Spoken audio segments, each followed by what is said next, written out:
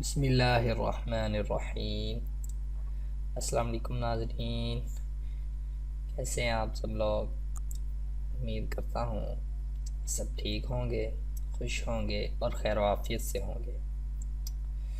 آج جو وظیفہ ہم آپ لوگوں کو بتانے جا رہے ہیں، یہ ان لوگوں کے لیے وظیفہ ہے جن کا قد بہت چھوٹا ہے یا جن کے والدین اپنی اولاد کے قد سے متعلق بہت پریشان ہیں، تو وہ لوگ یہ وظیفہ کریں گے تو انشاءاللہ العزیز ان کا جو قد ہے وہ بڑھنے لگ جائے گا، قد میں اضافہ ہو جائے گا، یا پھر وہ کہہ لیں کہ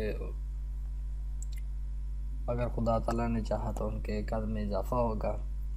اور اب ہم آپ لوگوں کو وہ وظیفہ بتا دیتے ہیں۔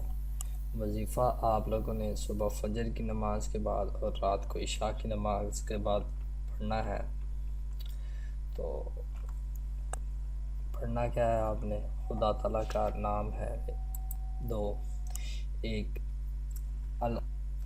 تو نام کون سے ہیں؟ القادر، القوی۔ ٹھیک ہے، اس کو آپ نے 313 مرتبہ یا قادر یا قوی، ایک مرتبہ یا قادر یا قوی، دو مرتبہ اس طرح فجر کی نماز کے بعد اور عشاء کی نماز کے بعد 313 مرتبہ پڑھیں۔